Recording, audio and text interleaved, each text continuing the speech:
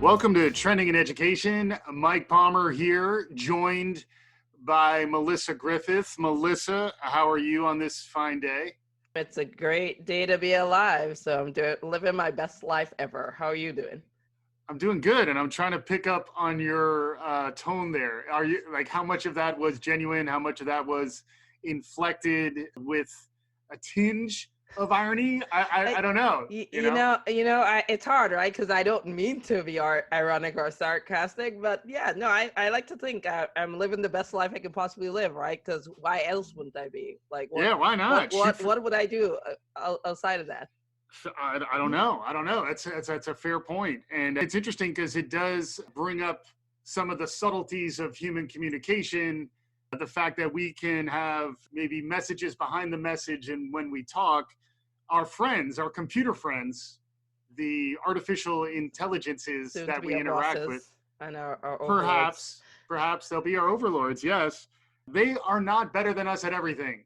Yes. And yet. And one of the things that they are not better than us at just yet is creativity. And we wanted to have a show today to talk about that. Maybe have a little back and forth. Maybe a healthy exchange of perspectives is always a good idea for a show. Are you picking up that I'm going to be on the opposing side already? Are you picking it up? Are you picking up what I'm dropping? If assuming there are two sides, I would imagine you'll be on the opposing one. So yeah, I'm picking up what you're putting down. And there's some interesting articles. There's a Fast Company article about how soon we can expect AI to pick up on some of the more creative aspects of human problem solving and cognition and thought. So like that's an interesting context if you're talking about the future of work, because AI is going to get better at some things. It's going to take longer to catch up in other areas, and that's sort of a good area for us to lean into as humans, because we're going to have an edge, and arguably we could get better. So that's one aspect to it. And then there's this other article we wanted to talk about an Oregon futurist, which is a nice phrase. Like there's an Oregon futurist named Steve Brown, who wrote an interesting article to suggest that in the next 10 years, we're going to see more changes, more innovation than we've seen in the last 40. So I think the idea for the show is let's look at a longer view, let's say over the next 10 years or so. So we're entering the 2020s. If we're thinking by 2030-ish, yes, what will work be like? What kind of changes are going to happen? And then if we're trying to play with our heads up, think about where the humans will probably have the most relevant impact on the future of work and jobs and careers.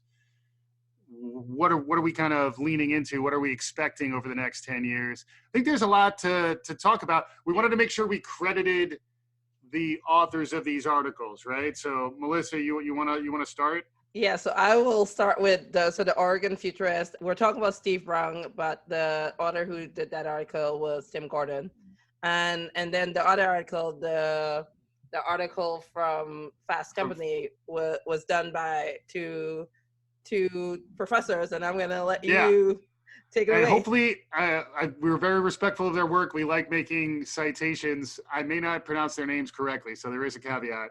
So this is by Tim Schwiesfurth and Rene Goduscheit.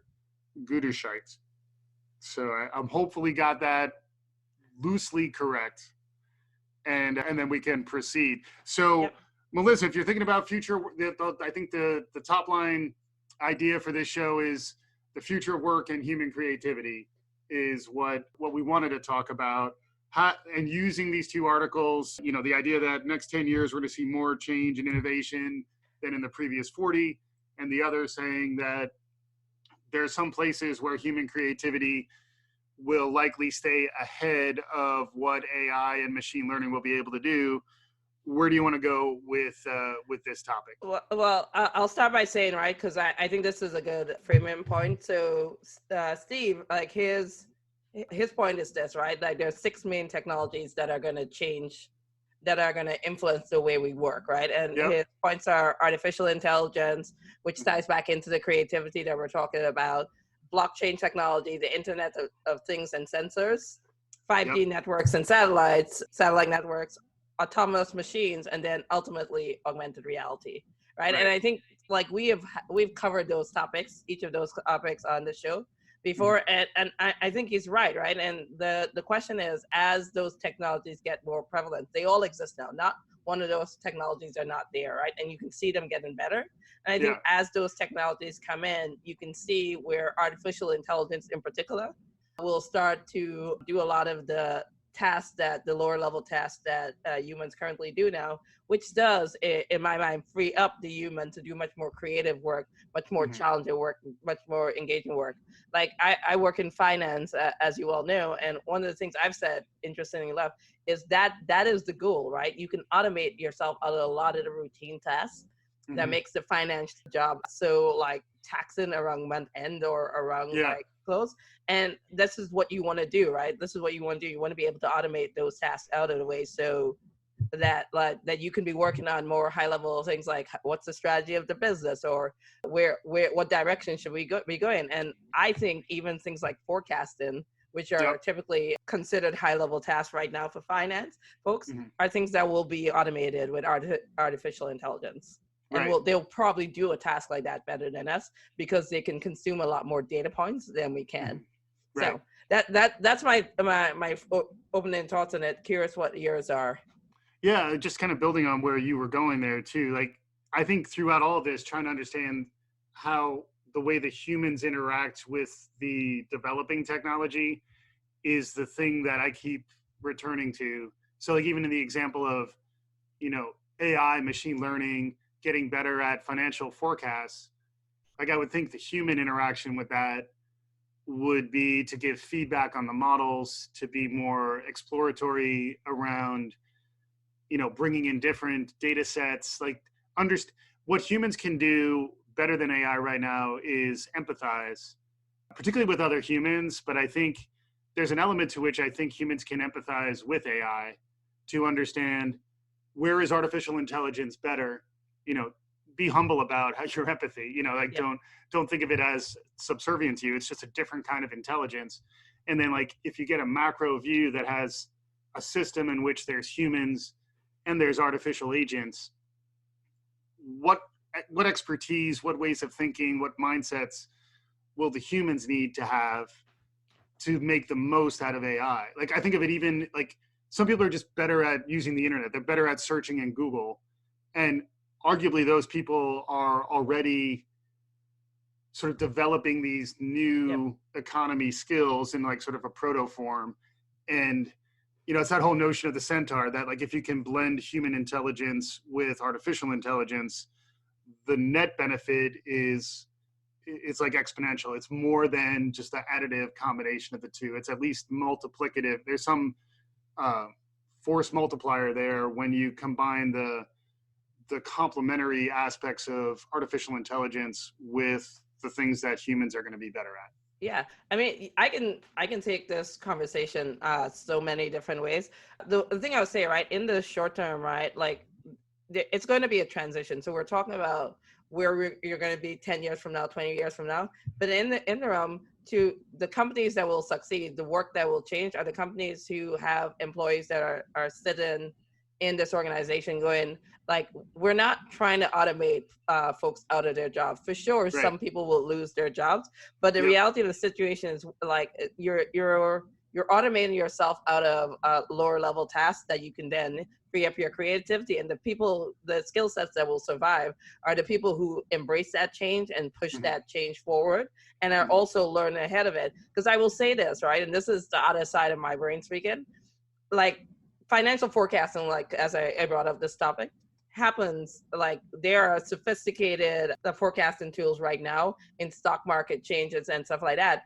And what you realize, right, is those tools are pretty cool. They're pretty accurate in forecasting, but what it does allow for is when you put those things in place, human arbitrage becomes so much easier because humans can really cause friction into those systems, and they can screw it up for the good, or they can make money on it for a while, but they can also really cause catastrophic changes and catastrophic problems in the system. And that's what you got to realize, right? Like you can't just let a computer go wild right now. we can talk to me about 50 years from now what I think they may be able to do. But right now, I don't think you can let a computer go like without human intervention or without human oversight, because they're still a little too dumb not to pick on my computer veterans right now. That will be my boss in 5 years. Well, and they're also only as smart as the data that they're fed. Yes. And generally the data that is fed to them hopefully it's fed to them by humans. Sometimes the humans allow an algorithm to sort of grab its own data.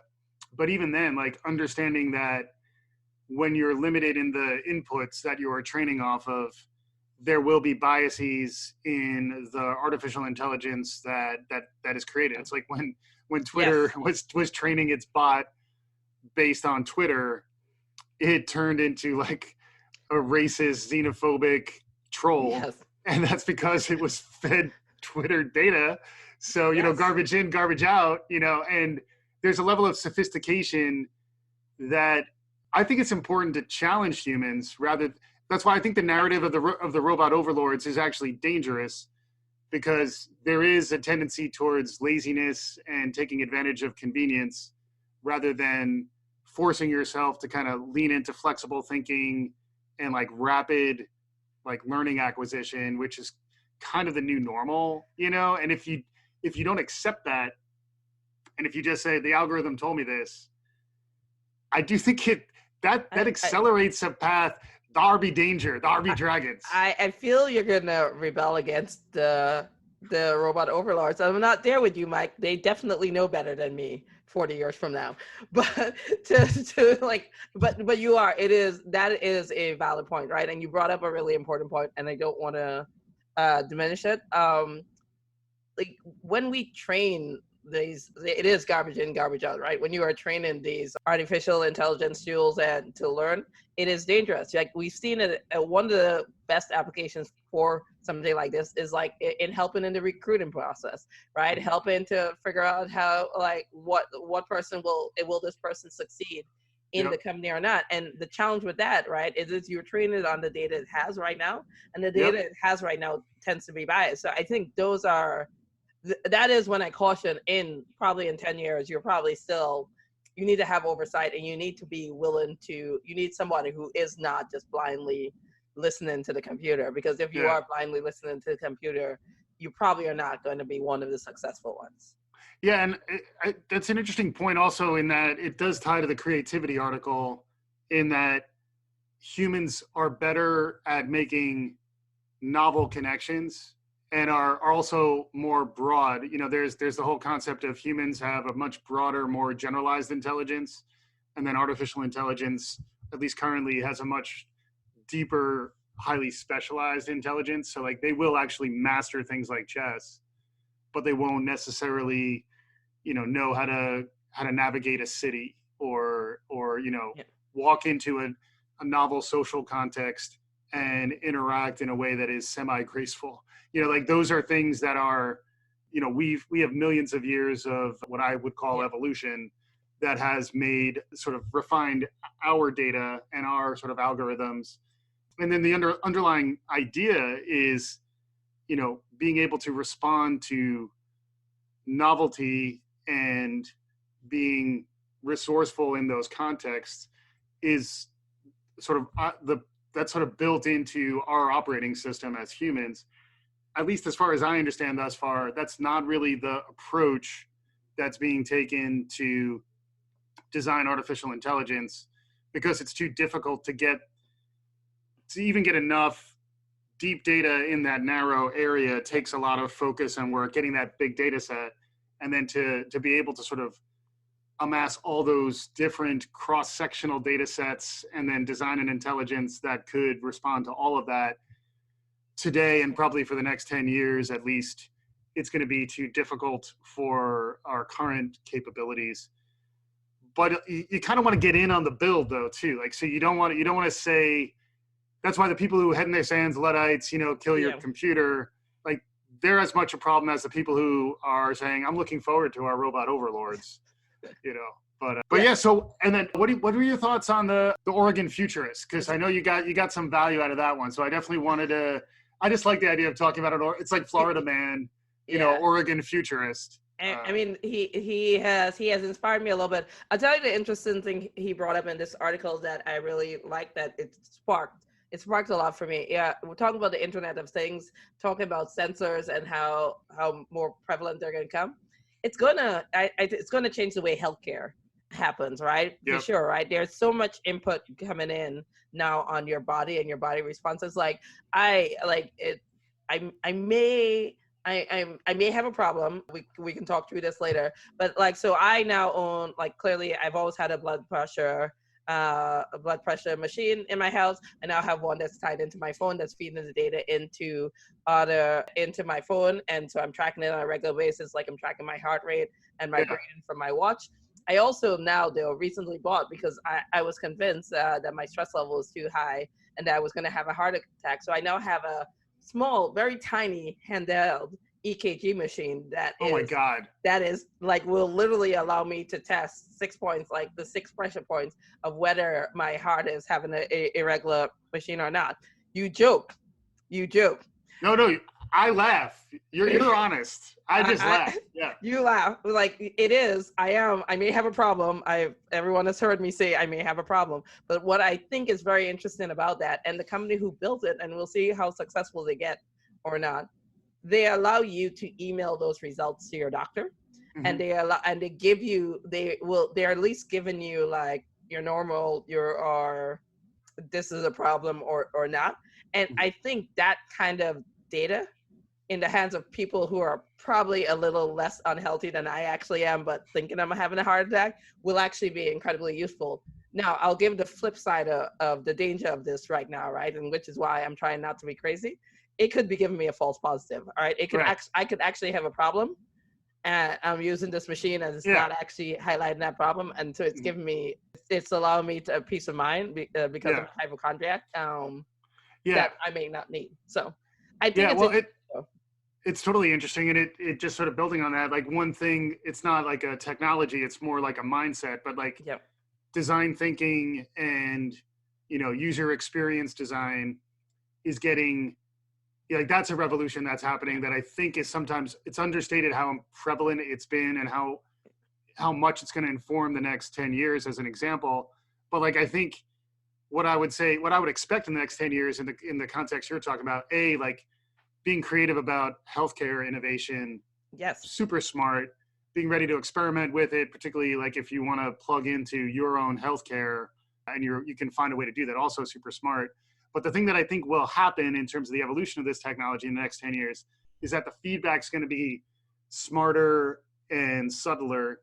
And so that only when you hit certain thresholds that you probably can control will stuff even sort of register. And this is where I think augmented reality does come in. It's almost like, whether it's visual or some sort of auditory thing or some sort of, subtle haptic, like you feel a vibration or something. And and then you can train yourself to adjust your tactics based on those subtle forms of feedback. Because I think the problem with feedback now is that there's too much of an opportunity cost on your cognitive load, so that, for me, I don't like monitoring my blood pressure because it makes my blood pressure go up. I get stressed when analyzed in that way.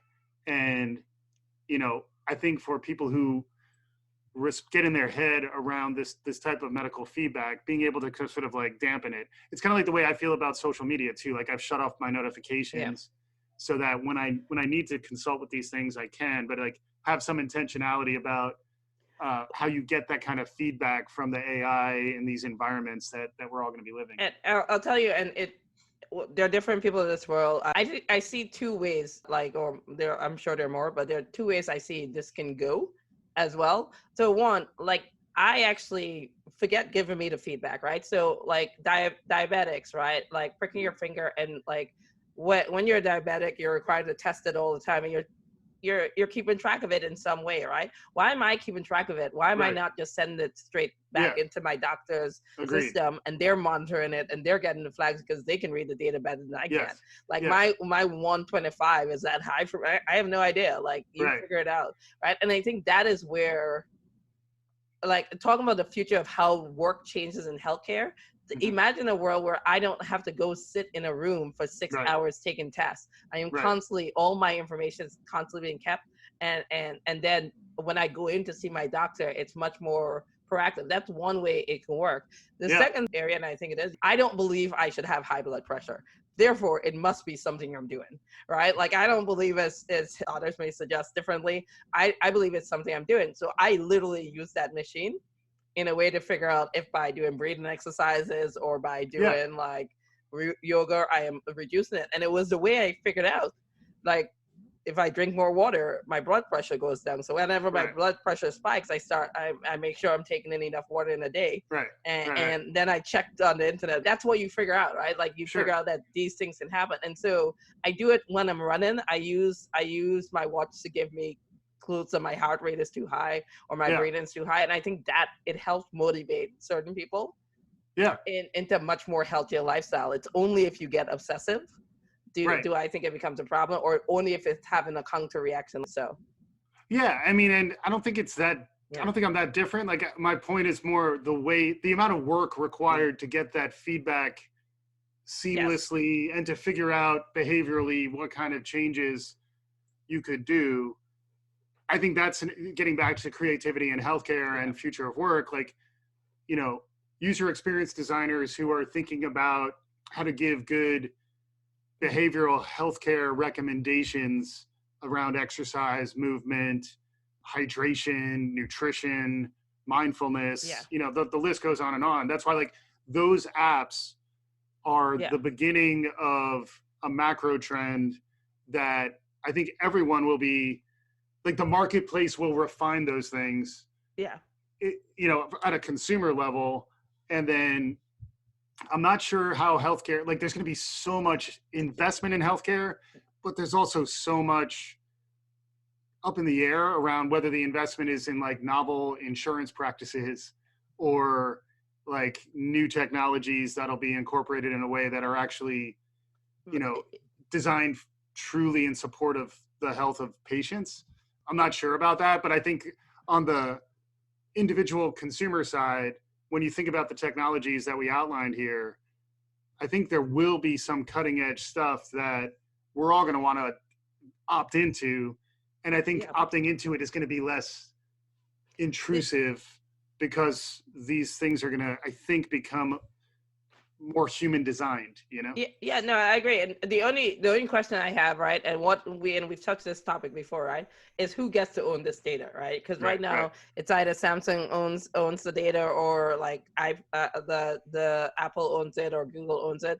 And none of those people, like, I trust Google with my tell me where I'm going and stuff like that. I'm not sure yet I trust Google with my healthcare data, because that's a much more personal, and if you F it up, like, I'm pretty screwed. But I think that's the path that we have to go down. Right. I will also say another thing, because you hit on this topic. There is waste in healthcare, right? And there's inefficiency in the way we work, and the costs are rising. I think it's important. This is an important topic to get right.